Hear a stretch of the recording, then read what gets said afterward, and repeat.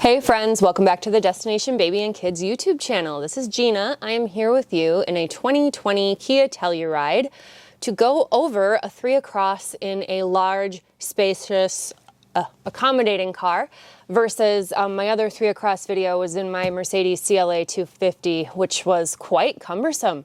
So what's exciting about this is that if you notice, like I said in my other videos, this guy only has latches in the outboard position. It doesn't have the lower anchors in the center position. So this would be a scenario where we would theoretically do at least 1 belt installation, probably 3, but it's wide enough where we might be able to get away with doing some other things. What I wanted to show specifically is I'm gonna put a CLEK here in the center, rear facing, a Clek Foonf. Here on the end, I'm going to show you the Diono Radian rear facing and some of the issues that you encounter when you install it rear facing without a lock off. And then on this side, we'll probably put a Nuna just to see. But I can also install a Foonf forward facing there to show you a similar problem that it will have to the Diono and why lock offs are so critical on the car seats when you're installing with seatbelt. So let's get right into it. I'm going to start with the Diono over in my passenger position in a rear facing mode. Now to be fair, I have this set up from my last video ready to go in rear facing. And my cameraman, can you see okay? Yeah? What we have here is the anti-rebound bar. I'm going to take my seatbelt. I'm not going to use the lower anchors. And I'm going to go through my belt path. This is called a blind belt path, meaning that I'm feeding this through without being able to see what I'm doing. I'm just having to feel it through. And I'm going to scoot the seat slightly over and buckle it in. Now, unlike with other seats, because I have so much width here at this point, I probably can tighten this in. Normally I tell people to wait till the very end. I would also encourage them to start in the middle. But for the purposes of this video, this is going to be useful to see. So I'm going to pull the slack on the product, press my hand into it. I'm also going to have the seat sit more upright in a second. And then pull that seatbelt out till it can't go any further, thereby engaging the retractable locking component of the seatbelt. Switch bolt. Then we'll set that a little more upright. Now, the tightness of this is going to be dependent on how tightly I can feed it through and how much I can feed back into the shoulder component. So, I'm right-handed. I would take my left hand and I would shake the seat to see how much movement I get. I am getting some movement here, not terrible, but some. And as you can see, it's because there's flex in the seatbelt. So I'm going to need to pull harder and feed more back in. Now, if this had some type of lock-off mechanism, we would not have this lateral slide. This is perfectly acceptable. This is still considered a correct installation because it's moving less than 1 inch. But this is what I talk about when I say it's important for a seatbelt to have a lock-off. Now I'm going to show you a really good option with a lock-off for rear facing, which is the Clek Foonf. And that I'm going to set right next to it. The other thing that will be useful in this demonstration is to see how much higher of the sidewalls the Clek has versus the Diono. So, the Foonf is Clek's big monster convertible seat. Both of these hold 50 pounds rear facing, 65 forward facing. Got my buckle stock adjusted there. And as you can see, this, when it's correctly set up, sits up considerably higher. And if you can see here, I have 2 beautiful belt paths. I also removed the lower component of the seat to be able to access my lower belt path. This is called an open belt path. This is much easier to do than what you just saw with the Diono, which is a closed belt path. I'm able to see what the heck I'm doing, get everything lined up pretty perfectly. I'm going to pull the seat over so I can make sure I can buckle it, giving myself enough space. We're buckled. Aligning it, there's little teeth on the inside. So I'm just going to feed it through so that it lines up properly in all the little teeth. And then we're going to do the same thing we did with the other seat, which is pull on the shoulder belt. And I'm going to scoot this over to be closer to that guy. Ideally center it a little bit and press it over. Pull on the shoulder belt component.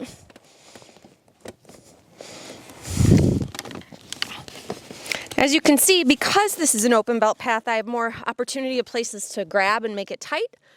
Now I'm going to close each component of this belt lock off like so. My tip is always finish closing it with your palm, not with your fingertips. Because this is biting on the seatbelt, that is not moving anywhere. This type of feature should be on every car seat, in my opinion, for forward and rear facing belt, to have a lock off. When seats don't include lock offs, you get movement. It's just the nature of it.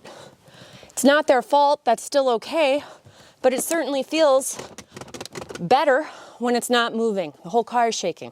So the other thing that you can see, and I don't know if this is visible from here, but how much better of a window of opportunity. Now it's like the Diono has its drawbacks, but I would point out, if I were to take a baby in and out, and I'm gonna come over there and I can physically illustrate this, reaching in and getting a kid up over into this, even if it were on that position, is many inches higher, probably like 7 or 8. So you'd be lifting it over a significantly higher obstacle in order to put your child in and get them adjusted. On a sedan, this probably won't matter, but on a car that's this size with somebody my sized body, that's a pretty big ask. So on this position, this is like so wide over here compared to my Mercedes that I'm able to do whatever I want. Let me know when we need to pause so we can go over to the next video. We do have to swap and do 2. So as you can see, we've got plenty of space over here, and so I'm going to get my third seat installed over in this position. I'm going to do a Nuna Exec in forward facing. So I showed this one going rear facing in my Mercedes yesterday. I'm going to show it going forward facing in this car now, because the same pieces that they have for a rear facing, which is this piece to clamp down on the seatbelt, they have that as well for a forward facing mode, and that's what you're seeing here. So we have, again, an open belt path with some type of lock off that's going to clamp this into position. This guy, and again, we always do for a forward facing seat the top tether that hooks up to a piece on the back. We're going to presume that I do that at the end every time with a forward facing seat, because that's the most important step. Now, once again, this seat is wider than 17 inches. But because my 2 other seats are 17 inches and this car is enormous, this will be no challenge to fit in here correctly. So I'm just pulling the belt out. I'm giving myself enough space to see what the heck is going on. I buckle it. The seat's going to come in. I am going to grab the shoulder belt component and tighten up any slack that's on the lap belt. And then I'm going to close this little door. Oof. Hear it click. That is very tight. I have not even locked this off yet. Now this is not moving. This guy's not moving. And our Diono has a little bit of lateral slide, but not very much. We're going to be able to close this door no problem. And I'm happy to install a Foonf a Fllo over in that other position just to see what I mean about the seats having lateral slide. Because sometimes, and this is important. Hey friends, okay, so I have removed the Diono car seat and I'm gonna put the CLEK Fllo, which is an additional CLEK seat. This is the Foonf, this is the Fllo. I'm gonna put this in a forward facing mode. So what I wanna point out is that these awesome pieces that were on the inside, these blue lock-offs, you would think that they would have the identical lock-off for a forward-facing car seat, but they actually don't. The lock-off on this guy is the red piece here. My model's a little dusty. And then down here is where the belt path is going to be for the lap portion, and then the shoulder belt's going to run through here. And of course, we're going to do our top tether. But I'm going to show this. Maybe I'll be able to get it perfectly. I have noticed with the Cleks, when I do a forward-facing belt installation, it's very hit or miss for me. Sometimes they will be exceedingly tight, and sometimes they will be very, very hard to tighten.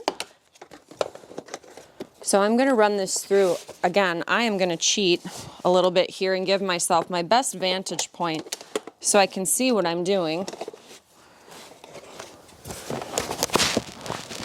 And then I'm gonna go ahead and buckle it. Now that it's buckled, again, I'm gonna get my top tether sort of in the position where I would to finish that step if I were going to. And then here is what you're gonna be doing. You're gonna pull your shoulder belt up high and tighten the entire thing by pulling on the shoulder belt component. And I wanna get that nice and tight. And then, in theory, you press down on this guy and pull this up. It clicked into place. We should be good to go. I'm gonna grab from its installation point with my left hand. And this is sort of the lateral slide that I'm talking about that you encounter with this guy. I'm gonna get in and see if maybe that helps. Sometimes putting yourself into the seat and using a different angle of approach can be useful. But I think what the real issue is that the angle of how the seatbelt is right now on the sliding latch plate, because of the way that they sit deliberately for safety, it's preventing it from getting any tighter. So while this does have a lock off, it's not ideal. We're getting that lateral slide. So in this situation, I would pick a different forward-facing seat other than one of these guys, unless I was going to attach using lower anchors. But in this scenario, I don't think my lower anchors, actually they probably are centered enough because this car is big enough. We probably could get away with using them, but eventually we would have to switch over to the seatbelt anyway, because when the weight of the child and the weight of the seat exceeds what the maximum is for the lower anchor on the car, you would have to move it anyway. So this is just to help people understand why, even though seats might be designed for specific things, like being narrow, they still could have issues for installation in different vehicles. So it's smart to familiarize yourself with what you think that you want, the different positions of the children, the different ages, and then problem solve from that point moving forward. It certainly helps to have a wider car, no question, but like we showed you before, you can get away with the little guy too. Please feel free to like or subscribe. If you have any questions, leave them below. If you have anybody that you think would benefit from watching these videos, feel free to send them. And thank you so much. We look forward to seeing you in our next video, 3 across in a Tesla Model Y.